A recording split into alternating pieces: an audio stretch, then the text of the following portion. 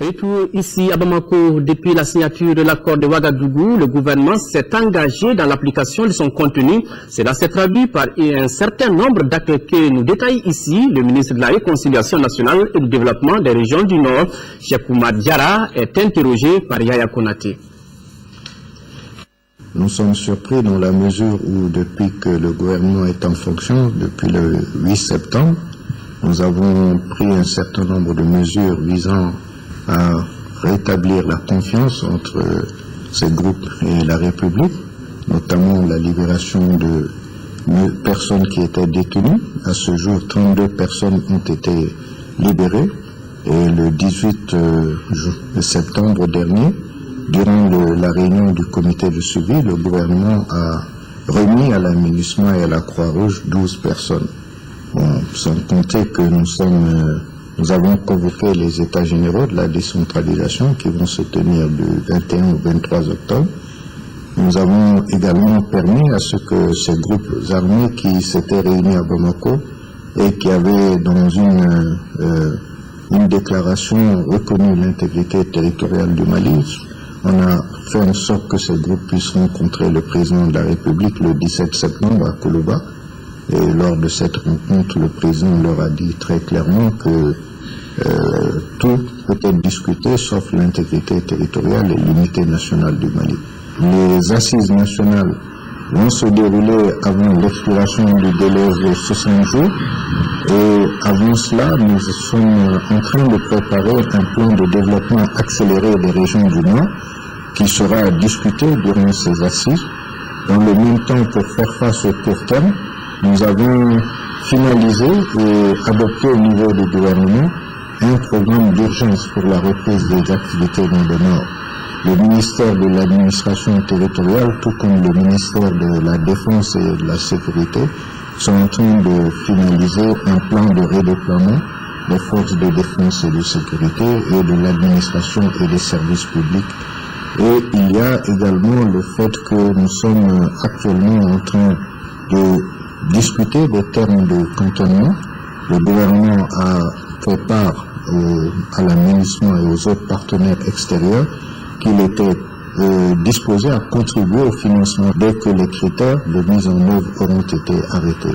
Donc il y a beaucoup de mesures qui sont en chantier et nous pensons que nous sommes dans la bonne direction et nous allons continuer dans cette direction. Malgré tout, on vous accuse de ne pas respecter vos engagements. Le gouvernement est accusé de ne pas respecter ses engagements. Qu'est-ce que vous répondez? Nous répondons par des faits. Donc les mesures de confiance, libération des prisonniers. Nous répondons par des faits et bonne disposition de toutes les autorités de la République, y compris le président, à aller dans le sens d'un accord qui permette une paix définitive. Donc, ce qui a permis donc la rencontre du 17 septembre à Koloba.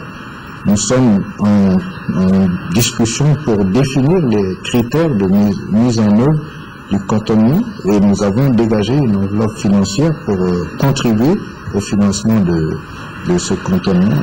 Donc, je pense que nous sommes dans la bonne direction.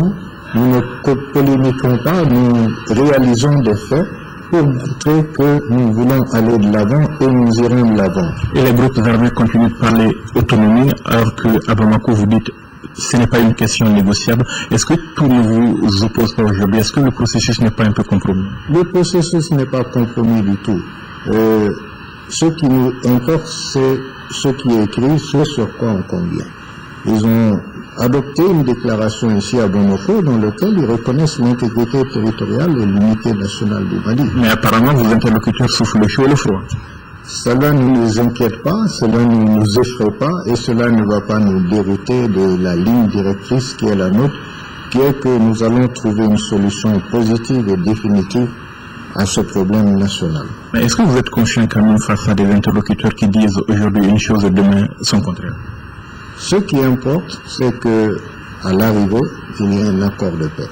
Et je pense qu'à l'arrivée, nous aurons un accord de paix définitif, global, durable, qui permettra au pays de se lancer dans la voie du développement et de retrouver la confiance en lui-même de rétablir la confiance entre les fils de toute la nation, de se réconcilier avec lui-même et de réconcilier les fils de la nation avec le pays. Donc vous ne craignez pas aujourd'hui une reprise des hostilités malgré souvent une rhétorique guerrière de la part de vos interlocuteurs? Non, pas du tout. Pas du tout. Toutes les dispositions internationales, la présence de la MINUSMA, de Serval, les résolutions du Conseil de sécurité des Nations Unies, tout cela indique que nous allons dans la bonne direction et je ne pense pas qu'il y aura une reprise d'affrontement parce que les conditions n'existent pas tout simplement. Il peut y avoir des accrochages, mais il ne peut pas y avoir d'affrontement qui aille au-delà de l'accrochage. Pas de changement en vue, on se reproche rien, donc on maintient le cap. Non, nous avons un cap qui est, nous allons avoir un accord de paix définitif global et cet accord-là, nous l'obtiendrons parce que nous sommes déterminés à aller de l'avant sans tenir compte des aléas ici, par-ci, par-là et parce que c'est pour le bien du Mali, c'est pour le bien de la sous-région. Et qu'est-ce que vous entendez faire concrètement pour ramener vos interlocuteurs à la table de négociation? En fait, il n'y a pas de discussion rompue. Nous avons des contacts informels avec eux. Donc, quand le moment viendra, on aura des contacts formels qui vont permettre d'aller dans un cadre plus formel.